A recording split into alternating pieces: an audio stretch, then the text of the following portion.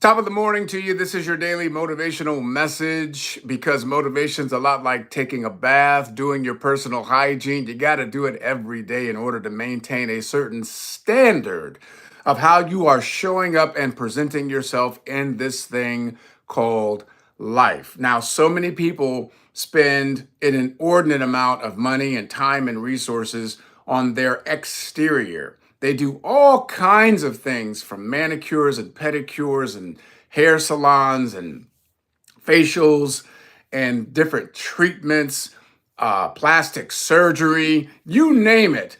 Thousands and thousands and thousands of dollars on clothing. And they'll do all of these things and they will show up like one of those concept cars that you see at the car show. It looks really, really good on the outside, but there's nothing under the hood.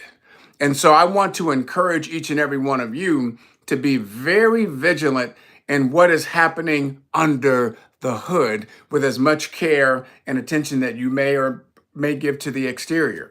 Now, if you're not giving attention, I want you to, look nice. I want you to smell good. I want you to feel good. I want you to be clean. But I'm making a point.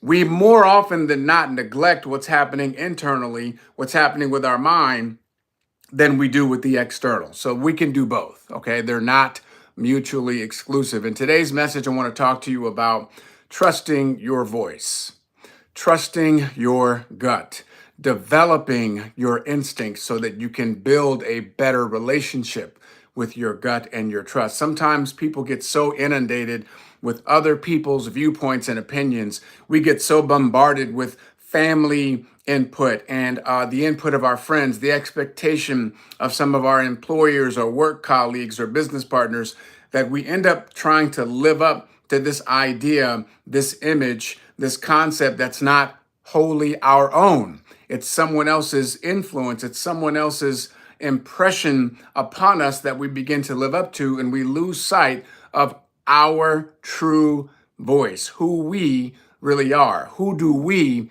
really want to be? Who do you want to be?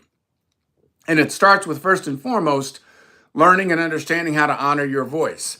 Now, I personally am very strongly connected to spirit. I very much make my decisions and I move based on the spirit. It moves in me, it moves through me. I understand my power source.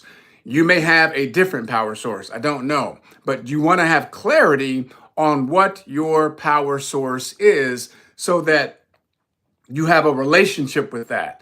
Because more often than not, people are too busy listening to so-called gurus instead of learning how to listen to themselves and their relationship with that higher power. And I understand that I come from a higher power. I don't have the dynamic, the wisdom, the abilities to create a perfect universe that is secular and how it moves in the four seasons and Mother Nature and all of these brilliant life forms aside from human beings that occupy this thing called Earth and the vastness of the universe. I can't even conceptualize that. I'm very clear that I didn't do any of that.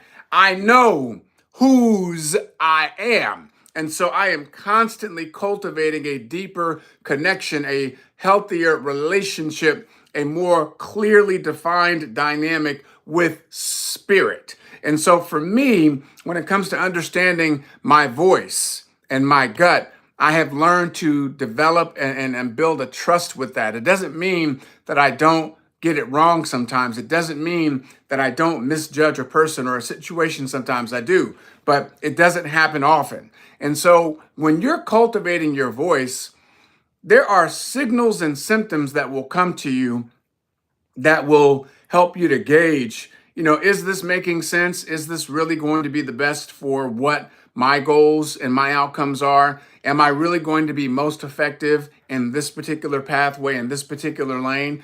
And so there are measuring sticks. So I'll give you an example. I first started a business, this was years ago, and I didn't have any experience in this particular business. However, I've always had a baseline of confidence as a young adult, and then moving into adulthood. I've always had a very strong baseline of confidence because I've been very clear. Again, I know who I am and whose I am. So I know I have the capacity to learn, but I also recognize the uniqueness of who I am and where I come from in my life experiences. So I bring all of that to bear in decisions that I make. So here I am starting in this new business, and there were people in the business that had more experience in business, they had better results, they were earning significant income. So they had the right to share with me their viewpoint and to offer their opinion on some of the things that I was willing to do and some of the things I was not willing to do. And I remember specifically, I was living in New York City, and a lot of these individuals that had way more experience had earned way more income. I hadn't even started making any money yet, and so they had the receipts to say, hey, we don't think that's a good idea for you to try to build in this market. We don't think your probability of success is very high. We don't think that's a good use of your time. And so I made a conscious decision, in that moment to say, okay, that's your opinion, but I don't agree. And I'm not listening to you. I'm listening to my gut. I'm going to follow my instinct, because if I'm going to fail, if I'm going to make a mistake, it's going to be mine, not yours. I'm not going to do something that you're recommending. And what if what you're recommending and I fail at that? Then I'm going to feel like a fool because I didn't trust my gut, and I will regret for the rest of my life not following my gut. I'd rather follow my gut, fall flat on my face, because I can get back up and I can get in the game again. It's not a big deal. So I followed my gut. And sure enough, my viewpoint and my alignment and who I consult, I pray, I have a higher power of consultation than man. So I followed that and was able to build a successful business. As a matter of fact, I was able to build the biggest business in North America in that particular company, having had no experience and having had no business doing what I did. But I also have always understood my power source. It wasn't me that built the biggest business in North America. It was something greater. I was just a vessel, a channel, and I recognized that. And so that's my dynamic. That's how I move. When I'm doing things with other people, I understand. They don't understand my come from. Most people are not going to get it.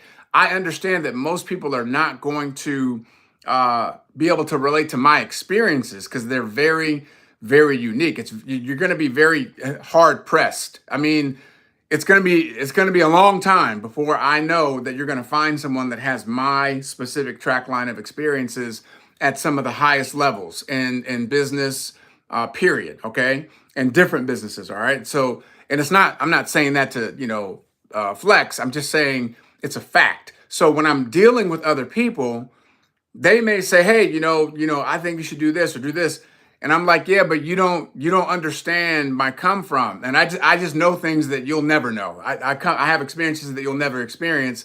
And so the way I relate to others, it's just a different level. Like I don't know how else to convey it, but that's me understanding my voice and the power of my voice and how to harness and direct it in a productive way. But I also have to give grace to others that may not get that. And it doesn't mean that we all don't want the same things. We all don't want to have significant impact and make success. It just means we're going to go about it differently, and that's okay. And so for you, you may have found yourself subject to a certain level of pressure. And maybe it's familial pressure. How come you're not married yet? Why don't you have any kids? Maybe it's career pressure. I don't understand why you're not doing this and this and this with a career. You're very good in math. How come you're not an engineer? And you're like, no, I want to be a pianist. What are you talking about? I want to play piano. That's what my voice is telling me. I want to play the piano. I don't understand how come you're not, volunteering. You have all this free time. Well, I'm writing. I'm trying to get this book done. That's a priority. My voice needs to be put down on paper so that I can get this story out of me. I'll volunteer later. I can't do that right now. I can't appease you. I can't appease you. You cannot please everyone, ladies and gentlemen. It's impossible. You're not going to be able to just accommodate other people and their input because they love you or they think it's best for you. It's just not going to happen. You have to be willing to stand up for yourself. And if your voice is telling you something and it's here, it's in your gut, there's a reason why there's a brain connection to your gut and there's a gut connection to your brain. This is a biological fact. There's science to this. That's why people say I have a gut feeling. And if your gut is telling you something, then you owe it to yourself to explore that, to follow it. And if you fail, you fail. If it blows up in your face, it blows up in your face. Well, now you know. You're not going to have any regrets, okay? So there's a process. There's opportunities. There's ways for you to continue to cultivate this relationship with your voice. Listen, most of us are born unique, okay? Scratch that. All of us are born unique. Most of us die copies.